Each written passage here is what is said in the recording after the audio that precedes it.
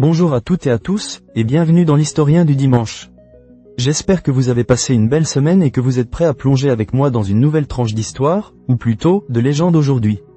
Car oui, on va parler d'un géant, non pas seulement par la taille, mais par la légende, le plus grand des héros grecs, celui dont le nom seul évoque la force surhumaine et le courage indomptable, Héraclès. Oubliez un instant les super-héros modernes, les capes et les gadgets.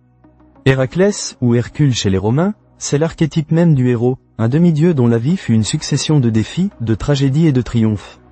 Et parmi ces exploits, il y en a 12 qui ont marqué l'imaginaire collectif à jamais, les fameux 12 travaux.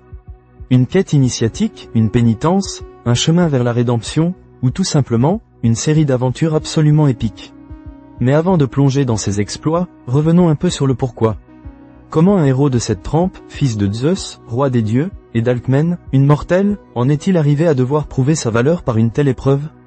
L'histoire d'Héraclès est, dès le départ, marquée par la jalousie d'Héra, l'épouse de Zeus, qui ne supportait pas les infidélités de son mari et portait une haine viscérale aux enfants illégitimes de celui-ci.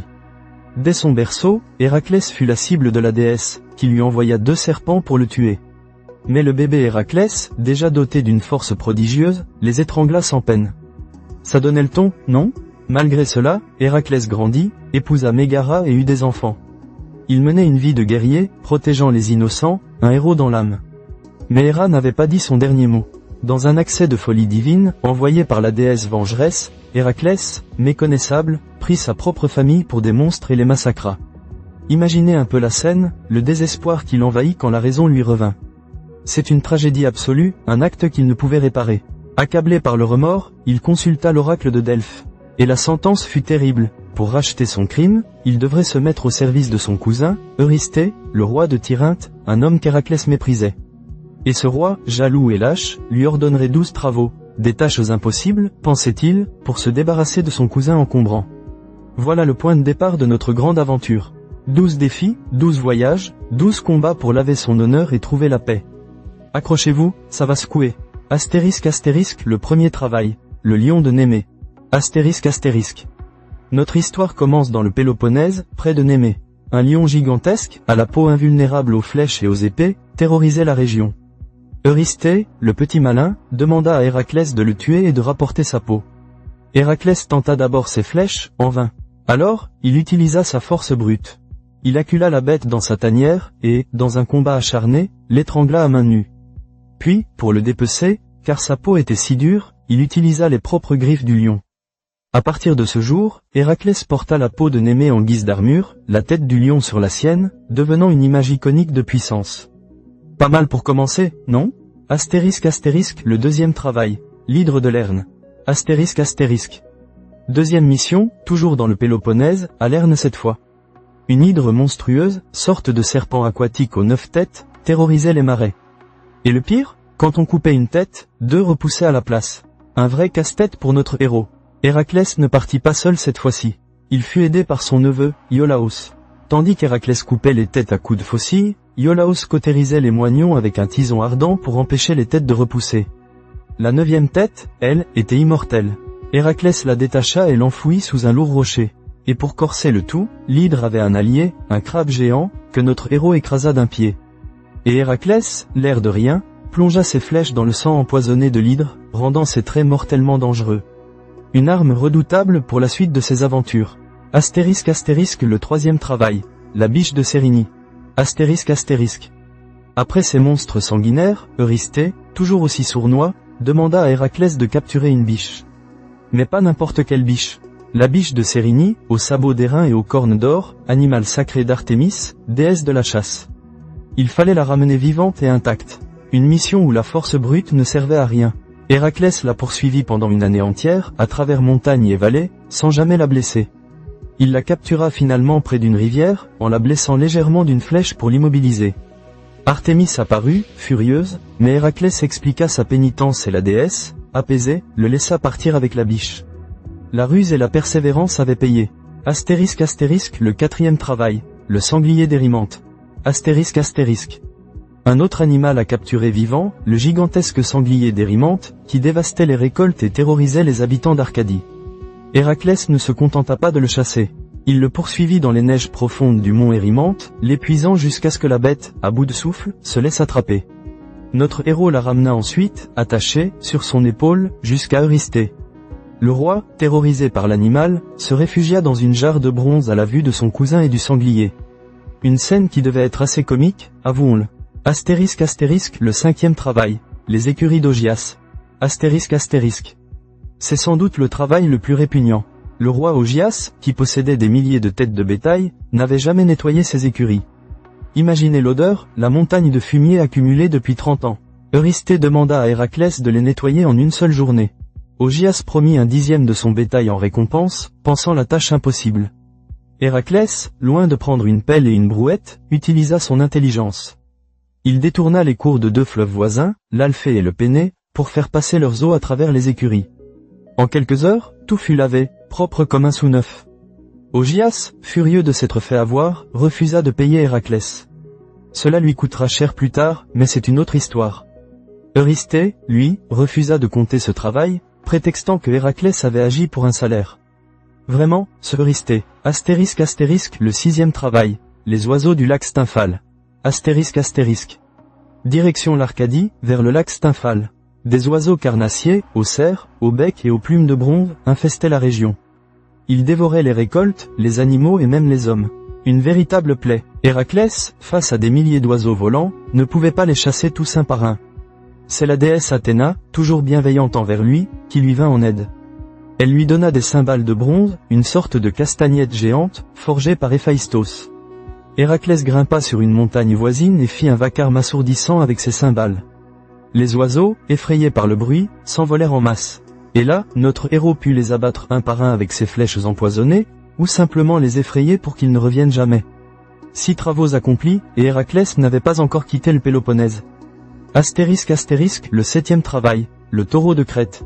Astérisque astérisque. Il est temps de voyager un peu. Eurysthée envoya Héraclès sur l'île de Crète pour capturer un taureau furieux.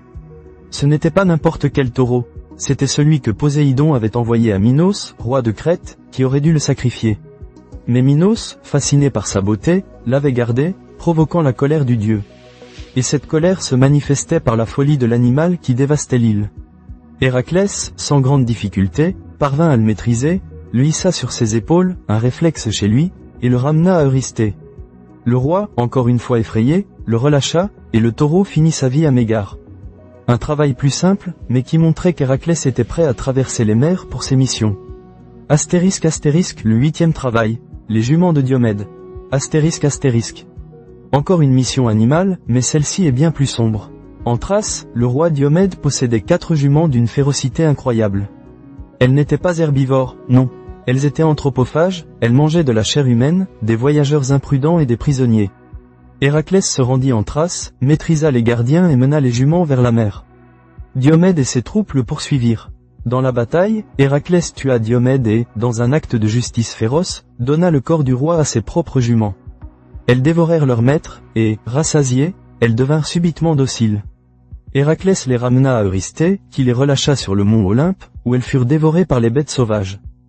Un travail qui montre la part sombre et la brutalité nécessaire du héros. Astérisque astérisque, le 9e travail, la ceinture d'Hippolyte. Astérisque astérisque. Maintenant, un défi plus politique et un peu romantique, avec des Amazones. Héraclès fut envoyé chercher la ceinture d'Hippolyte, la reine des Amazones, un peuple de guerrières. Cette ceinture était un don d'Arès, le dieu de la guerre, et un symbole de son pouvoir. Eurysthée l'avait demandé pour sa fille, Admète. Héraclès navigua jusqu'à Thémicyra, la capitale des Amazones. Hippolyte, impressionné par la renommée d'Héraclès, accepta de lui donner sa ceinture pacifiquement. Mais Héra, toujours dans les parages, ne pouvait laisser les choses se passer aussi facilement. Déguisée en Amazone, elle sema le doute parmi les guerrières, leur faisant croire qu'Héraclès voulait enlever leur reine. Une bataille éclata. Héraclès, pensant qu'Hippolyte l'avait trahi, la tua et prit sa ceinture. Un malentendu tragique, fruit de la perfidie d'Héra. Astérisque astérisque, le 10e travail, les bœufs de Gérion. Astérisque astérisque. C'est le travail le plus éloigné et le plus épique jusqu'alors. Héraclès devait rapporter les bœufs de Gérion, un monstre gigantesque avec 3 corps et 3 têtes, qui vivait sur l'île d'Éritie, située, aux confins du monde, au-delà des colonnes d'Hercule, qui sont aujourd'hui le détroit de Gibraltar. Pour atteindre cette île lointaine, Héraclès traversa le désert de Libye, sous un soleil brûlant. Furieux, il tira une flèche vers Hélios, le dieu du soleil. Impressionné par son audace, Hélios lui prêta sa coupe d'or, qui lui permit de naviguer sur l'océan jusqu'à Érythie. Là, il dut affronter le berger Eurytion, son chien à 2 têtes Orthos, et enfin Gérion lui-même, qui l'abattit de ses flèches. Le retour fut une odyssée à part entière, avec des pertes de bétail, des combats contre des géants, mais Héraclès réussit à ramener le troupeau restant à Eurysthée. Un voyage incroyable, prouvant que même les confins du monde ne l'arrêtaient pas. Astérisque astérisque, le 11e travail, les pommes d'or des Hespérides. Astérisque astérisque. Encore une fois, Héraclès doit aller chercher un objet mythique, cette fois-ci, des pommes d'or. Non pas n'importe lesquelles, mais celles qui poussaient dans le jardin des Hespérides, des nymphes, filles d'Atlas. Ces pommes étaient un cadeau de Gaïa à Héra pour son mariage avec Zeus, et elles étaient gardées par le dragon Ladon aux 100 têtes. Personne ne savait où se trouvait ce jardin. La quête fut longue, Héraclès rencontra de nombreuses figures, dont le géant tenté qu'il dut soulever pour le vaincre. Finalement, il arriva au mont Olympe et y trouva Atlas, le titan qui portait la voûte céleste sur ses épaules. Héraclès lui demanda son aide, Atlas, étant le père des Hespérides, pouvait récupérer les pommes. En échange, Héraclès tiendrait le ciel à sa place. Atlas accepta, soulagé de son fardeau. Il revint avec les pommes, mais, appréciant sa liberté retrouvée, il refusa de reprendre le ciel. Héraclès, malin, accepta, mais demanda à Atlas de le remplacer juste un instant, le temps qu'il se mette un coussin sur les épaules. Atlas reposa le ciel, et Héraclès s'enfuit avec les pommes. La ruse avait triomphé de la force brute. Astérisque astérisque, le 12e et dernier travail, la capture de Cerbère. Astérisque astérisque. Le grand final. Pour son ultime épreuve, Eurysthée demanda l'impossible. Ramener Cerbère, le chien gardien des enfers, une bête monstrueuse à 3 têtes, à la crinière de serpent et à la queue de dragon. Personne n'était jamais revenu des enfers avec un tel trophée. Héraclès dut d'abord être initié au mystère d'Éleusis, un rite sacré qui le protégeait des dangers des enfers. Puis, guidé par Hermès et Athéna, il descendit dans le royaume d'Hadès. Devant le dieu des morts lui-même, Héraclès demanda la permission d'emmener Cerbère. Hadès accepta, à une condition, qu'Héraclès soumette le chien sans utiliser d'armes, à main nue. C'est ce qu'il fit. Dans un combat titanesque, Héraclès parvint à étrangler les 3 coups de Cerbère, sans le tuer, jusqu'à ce que la bête abandonne. Il ramena alors le chien terrifiant, haletant et bavant, à la lumière du jour. Eurysthée, plus terrifié que jamais, ordonna à Héraclès de ramener immédiatement Cerbère aux enfers. Et ainsi, le dernier travail fut accompli. Et voilà, 12 travaux incroyables, 12 défis relevés, qui ont mené Héraclès bien au-delà des limites humaines et géographiques de son époque. Ces épreuves ne furent pas seulement des démonstrations de force physique, mais aussi de courage, de ruse, de persévérance et parfois même de diplomatie. Elles ont fait d'Héraclès non pas seulement un héros, mais une légende vivante, un exemple de rédemption. Après ces 12 travaux, Héraclès fut libéré de sa servitude envers Eurysthée et purifié de son crime. Sa vie continua, pleine d'autres exploits et de drames, mais ces 12 épreuves restent le cœur de sa légende, le passage obligé pour devenir le demi-dieu que nous connaissons. Elles nous rappellent que même les plus grands héros sont confrontés à leurs propres démons, à leurs fautes, et que le chemin vers la grandeur est souvent pavé d'épreuves douloureuses. L'histoire d'Héraclès est une source inépuisable d'inspiration, un miroir de nos propres luttes, de nos quêtes personnelles pour surmonter les obstacles et trouver notre place. C'est un mythe qui traverse les âges, parce qu'il nous parle de ce que signifie être humain, même avec une part de divinité en soi. Voilà, chers auditeurs, pour cette plongée dans les 12 travaux d'Héraclès. J'espère que cette aventure vous a transporté autant que moi.